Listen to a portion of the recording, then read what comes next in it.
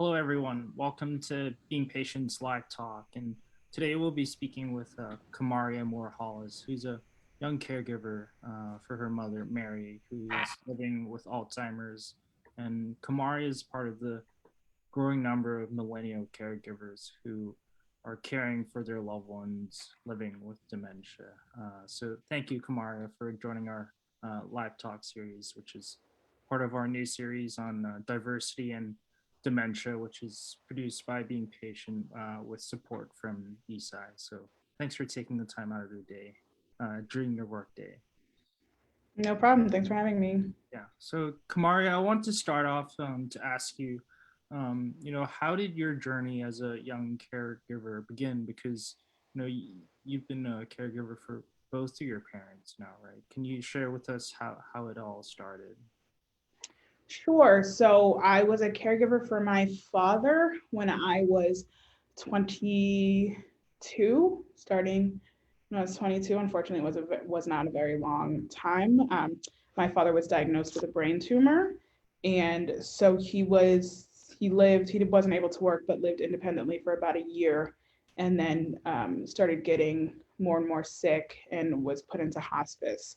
That caregiving was uh, it was a lot more like there was a lot of stuff to do after his passing that was more involved, and then more of an emotional uh, issue for me rather than a lot of the caregiving logistics I deal with now. So then about like 7 years later, my mother was diagnosed with early onset Alzheimer's, and that is the caregiving I do for her now. So I have been her primary caregiver for, I would say, for the past like 7 or 8 years. Right.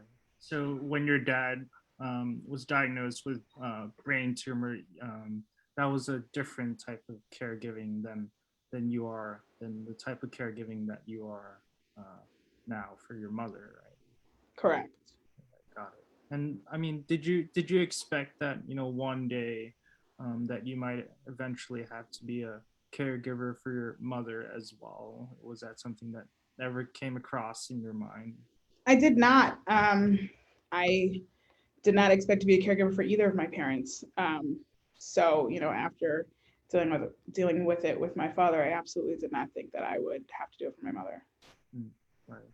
And in the case of your mother, I was wondering, what were like the earliest signs and symptoms that you or the family noticed that maybe something was wrong and that maybe she had Alzheimer's and memory issues? So one of the first things we noticed was the weight that she lost. She lost probably about 100 pounds, maybe more, over the course of a year without really trying. Um, she was just losing a lot of weight. So I started taking her to like, gastroenterologist and, having those kind of medical workups done.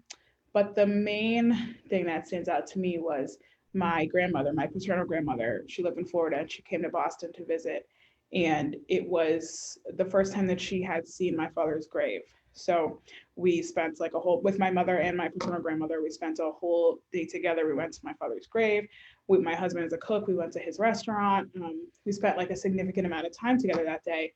And then I asked my mother about it a couple weeks later, and she had no recollection of that day happening and was angry with me that I was telling her about it. So that kind of shifted the course of care we were looking for, when we realized that it was not a stomach issue, it was a memory issue. Right. But the whole diagnostic process, it wasn't straightforward or simple, right? Can you run us through what happened? Because you mentioned you took her to the doctors, but initially, like at the initial visits, Alzheimer's wasn't uh, top of mind for the doctors, right?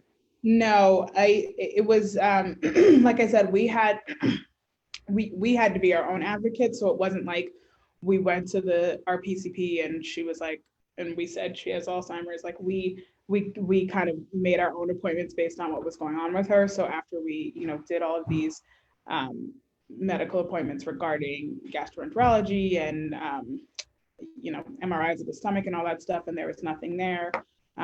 We then saw a therapist to see if, did they think that she was depressed. We then, after the grandmother situation, we started seeing a neurologist at the suggestion of a friend of mine. That after they did a EKG, I believe, the diagnosis was a frontotemporal dementia. And after that, we ended up seeing it. We went to the Alzheimer's Association to kind of figure out what our next steps were. And they suggested we get a second opinion and referred us to the Boston Center for Memory, and they had to give her a PET scan, which is not covered by insurance. And it had to be done through a study. And through that, she was diagnosed with the early onset Alzheimer's. So the process probably took about 2 years. Right. And I think that this is often the case for people with early onset Alzheimer's, right? They're at an age where it's not as common to have Alzheimer's. So the whole diagnosis process is longer and more challenging, right? And that must have been tough for you and the family, right? I mean, 2 years is quite a long time, right? I mean, it must have been a stressful period in your life. Yeah, it definitely was. Especially when you kind of think that you know what it is, but you just need a medical professional to tell you. It was definitely stressful. Right. And I mean, what was your reaction then when ultimately your mom was diagnosed with early onset Alzheimer's? Like, how did you feel about that, and how did you cope with it? I think the initial response was relief, just so like we had been trying to find this answer for so long. It was great that we finally had it, because we couldn't move forward unless we had the actual diagnosis. So I was happy to have that. I think, of course, there was grief that came after that. But honestly, I think in the 2 years that we searched for this diagnosis, my mom had already kind of turned into a different person. So I think throughout that process, I had done a lot of grieving of the loss of who she once was. So at that point, I was really just relieved that we could finally take some next steps to get her the care that she needed. Right. And yeah, I think that's a sentiment that I've heard from others as well, especially after a long diagnosis process, that finally we know for certain like what's wrong, and that we can plan for care accordingly, right? Obviously it's difficult to receive the diagnosis, but at least now you know what you're dealing with, right? And so yeah, so you launch into like logistics mode, right? Like what, and like how did you plan for care then, like since because you're working as well, right? So how do you navigate all that? So after we had our initial visit to the Alzheimer's Association, they were really great about giving me like a to-do list of things to do. So, one of them was to get a second opinion, which we did. Another one was to get a healthcare proxy and a power of attorney, which I did. And they gave me suggestions of attorneys that they had worked with before. So that was super helpful. And throughout that process, one of the things was, and this was a little bit later after we got after we got the healthcare proxy and the power of attorney and, got some of that stuff figured out, it was kind of like, well, what is she going to do during the day? She wasn't able to work anymore, but she's also not unable to do stuff. She's, I think having her just sit in the house all day was not really an option. So it was recommended that we get her involved with the elder service plan in our community. That was basically like a day program for, generally it's for seniors, but it was also for adults like my mom who needed it. So we tried to get her into that program. There were some issues, she needed to access Mass Health. So, the health insurance, subsidized health insurance that we have in Massachusetts, she had worked her whole life. So, we had to kind of navigate some government systems to make sure that she was eligible for that. The case manager at the elder service plan was very helpful, but I had to do a lot of that navigating. And that, part of that was like going to local mass health offices to talk to people, often getting different information. So eventually we were able to get her into the necessary health insurance that she needed to be eligible for this program. So I would say that probably took about another year too. Mm, right. And how important is it that she is able to attend the daycare program? Like, has it made a big difference for you and for your mom as well? It's made a huge difference for me because not only is it a place for her to go every day, they also take care of her health in a way that I was having to do. So her primary care doctor is through this plan. So they schedule her general appointments on a regular basis. They schedule just like her basic health appointments, her mammograms, her dentist appointments, all that kind of stuff. They take care of through there. They have a nutritionist. They have a physical therapist. Like they do so much that if I had to do it on my own, I just would not have the capacity and it just wouldn't get done. So that's been really great. And then they have a social worker and they follow up with me as necessary, but not, all the time. I think it's been great for her socialization, just getting her to go out somewhere and be around people. If you ask her, she'll tell you that, she's a lot younger than most of the people there. And she doesn't, she's not like doing much while she's there, but she's not doing much in general. She just kind of needs the environment around her. And she has not regressed at all since she got the diagnosis. She kind of had this like precipitous drop and has maintained stability since then. And I think the day program has a lot to do with that. Right. And how about for yourself personally, in terms of your work, like how have you been able to manage that in terms of like, have you had to take like time off from work or like, yeah, how has that been? I've been lucky that I have pretty flexible jobs. I have been, my first job out of college was when I was working at that job when my father passed away. And I think there were some difficulties then just around like, having to be certain places, like having to be certain places for my dad that conflicted with places that I needed to be for work. But since then, I think I've just been very lucky that I've had professional opportunities that have allowed me the flexibility to care for my mom. But again, like I said, since we got her into that day program, they take care of a lot of that stuff. So it has really taken a lot off my plate. And my cousins, she lives in a three family home and she lives on the first apartment and my cousins live on the second apartment. And they do a lot of the social caregiving for her. So they take her to church, they take her out when, wherever they go out. So they're a huge support. So I've been able to kind of delegate a lot of stuff so that I don't have to do everything. Right. And yeah, I wanted to put a finer point on, how important the roles of your cousins have played since they live in the same apartment complex as your mother, right? Like during this whole process, like you've grown closer to those family members. Is that correct? Yeah, I mean, I think we've always been close. I think that, it's the home that we all grew up in. So I grew up in that house. And when I grew up in there, my cousins lived upstairs. It's a family home that we own. So it's always, been there for us for these particular types of things that can happen. I just think, it's their family too. Their strength in this situation is providing her with the socialization that she needs, whereas mine is not. Like they get less frustrated spending time with her. I think that it's a different dynamic as cousins than it is as a mother and daughter. And so they are able to handle a lot of the stuff that I would get very frustrated by, whereas I can handle a lot of the logistics and stuff that they may not be able to handle. So it's just a really good team. Right. And how about yourself? Have you been attending like caregiver support groups and like if so, has that been important and helpful for you? I do not currently attend a caregiver support group. I did previously, and it was a caregiver support specifically for young people.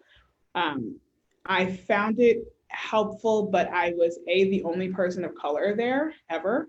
anytime I attended, and the socioeconomic status of most of the folks who attended were that of folks who could afford to send their parents to private care, which, you know, is great, but was not a situation that I was in. So there was a lot of dynamics that were not explored in that group, that I, you know, if I was looking for support, I was looking for support around those things, and they weren't represented in those.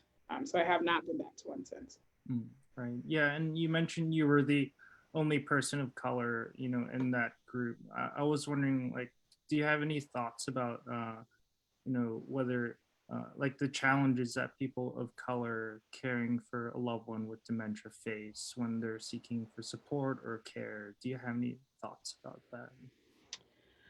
I mean, I think, you know, just accessing whatever help people can. I think that a lot of time, and, you know, I'm only an expert in my own experience. People of color are not a monolith, Black people are not a monolith. So I can only speak for what my experience is. But I think oftentimes we do not seek out, you know, medical help, you know, righteously so, for, you know, out of fear of previous, you know, mistreatments by medical professionals. But for me, it was what I needed to get all the other support that I needed. Like, I couldn't get her into the state program. I couldn't get her into any of these studies. I couldn't do anything unless I had this diagnosis. So just to seek help where you can, and just be an advocate. You know, oftentimes another reason people don't access medical help, because they're often not believed. And I think issue there's an issue around people of color not being believed by medical professionals, and there's an issue of medical professionals not wanting to give an Alzheimer's diagnosis, especially to young people. And I think when you combine those things, it makes a very difficult process. So just, you know, continue advocating for yourself, and make sure that you have your own support team in your own corner outside of the caregiving that you have to do, because it can be very difficult. So just to make sure that you have people there to support you while you're supporting the person you're caring for. Right. And how about yourself? Who are the people around you that are able to support you in this journey then? So I have my husband, who's very supportive of me. I have a great group of friends who are very supportive of me. And again, I have, you know, my family who participates in the caregiving journey. And I'm an only child, so I don't have, you know, siblings that I can share this with. So it's not only are they supportive in the caregiving journey, but they're supportive of me, and like understanding what my frustrations are, like they understand my caregiving in a way that nobody else does, because they're also doing it. Right. And yeah, I think maybe to wrap things up here, I think you alluded to this as well. Like, what would your main advice be for other caregivers? Because, in Alzheimer's, it's a long journey, right? It's often a long journey. So, yeah, really, from your own experience, what do you think other caregivers can take away from your experience then? I think, you know, allowing yourself some grace, because it will be difficult. You will not always feel like doing it. You will also not always feel like you're doing it right, or you may feel like you're doing a disservice to the person who you are caregiving for. And that person may or may not have the words to express their gratitude for it. So just give yourself some space, and allow yourself some forgiveness, because it can be very difficult. And when people ask to help or what you need, it's usually genuine. People really do want to help. They just don't know what to do. So if people are offering help, just ask. I mean, just take it. So, and that help doesn't mean like, can you watch my parent for a day? It could mean like, do you want to go out and grab a drink? Do you need some help at your home so you can care for the parent? Like, whatever it is that you need, take people up when they offer help. Right. And don't be afraid to accept help, and let go of some of the guilt that you may have, right, when you receive the help. Yeah. Right. Well, thank you so much, Kamaria, for your time to speak with us. I appreciate it. No problem. Yeah. All right. Bye. Bye.